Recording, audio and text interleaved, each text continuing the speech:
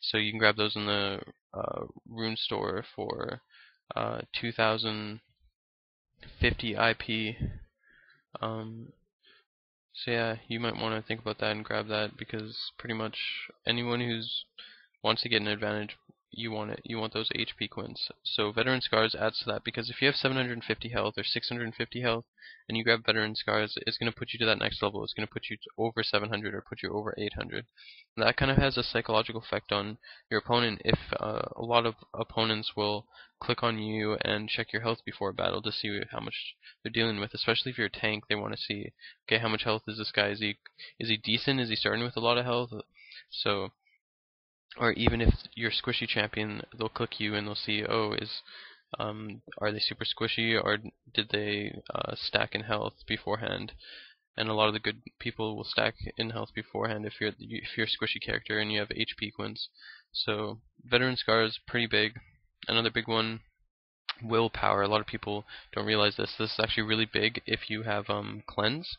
So if you're taking cleanse, I would pretty much get willpower every time, because this reduces the recharge time for your cleanse spell by 20 seconds, which is pretty big. Tenacity, which is the last one in offense, is pretty much the exact same as Havoc.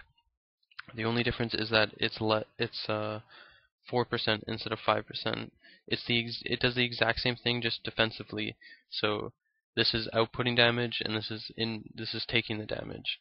So it's the exact same thing, and I just proved why Havoc is pretty much useless. 5% doesn't do anything. And the same applies for Tenacity. You'll see that if someone does like 1,000 damage to you, it's gonna be crap.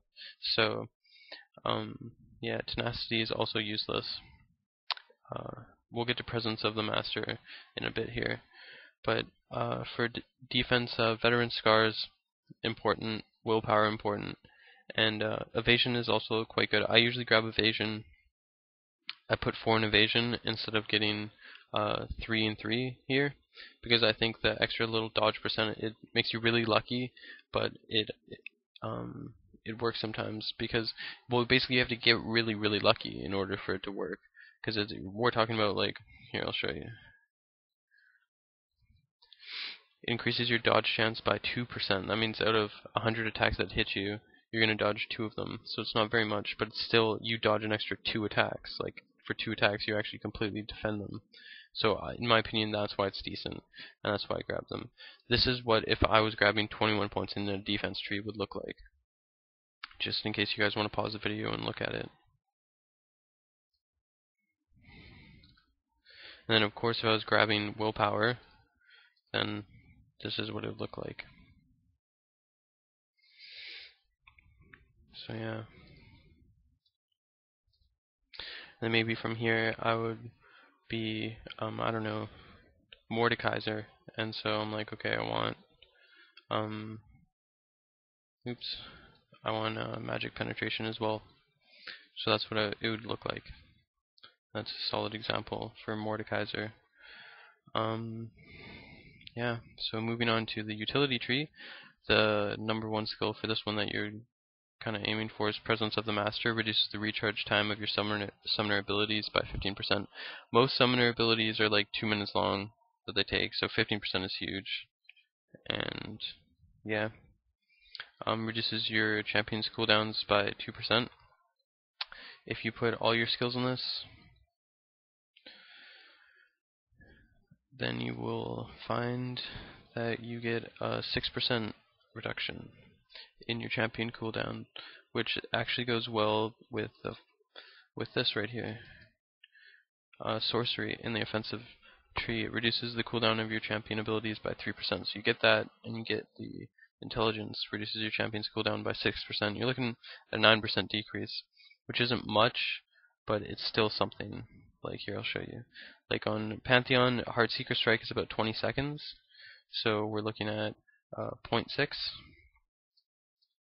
So you're going to take 1.2 seconds off of that if you take this Heartseeker Strike. And you probably don't think that's much. But then you also have to think about your ultimate. This is going to take a decent amount of time off your ultimate, 9%. 1.2 seconds might not seem like much, but that's until you've experienced playing a Pantheon and needing that Heartseeker Strike. And being a second too late. So a second actually does help. It does do something compared to what some other ones offer. It's pretty decent compared to the other skills that they have here. So yeah, that pretty much covers it. Meditation is also pretty solid. Sometimes people grab Ghost. I'll get into that in a bit. So utility mastery right here, this is very important if you play Shaco or you're interested in playing Shaco. You want to grab 2 in utility mastery. This increases the duration of neutral monster buffs by 30%, which is a huge thing for Shaco because almost every time you're grabbing Madrid's Blood Razor, so pretty much you're jungling a lot of the time. So to get those extra buffs, even if it's on Twisted Treeline or Summoner's Rift, either way, to get those buffs and to have a 30% increase in time is a very good skill to choose, better than any other one for Shaco. This is the main skill for Shaco that you're going for in the Mastery Tree. This just is a small, almost nothing boost, but whatever, it's a small boost, better than nothing. It's close to nothing though. And then this reduces your cooldowns, as I was talking about earlier. And yeah, there's some other little obscure ones that you can grab, like Insight for Clarity, Blink of an Eye for Flash, and these are actually really good ones to grab. These are way better than any of the other just standard ones. If you're taking Clarity, grab Insight. If you're taking Flash, grab Blink of an Eye. That goes for any of the skills here. They're usually pretty good at lowering their reduction or increasing their duration. So I advise that. For an example here, this would be my what my Shaco would look like, my Shaco build. This is what my Shaco build looks like. So for you guys playing Shaco out there, I put the one in Cripple because I grab Exhaust, and I'll go Exhaust Ignite for my summoner spells, or Exhaust and Smite if no one else in my team on Twisted Treeline has Smite. So let me know what you guys thought of the video in the comments, and if you guys want me to do videos on anything specific, like a champion you might like, just let me know in the comments, and I might do it.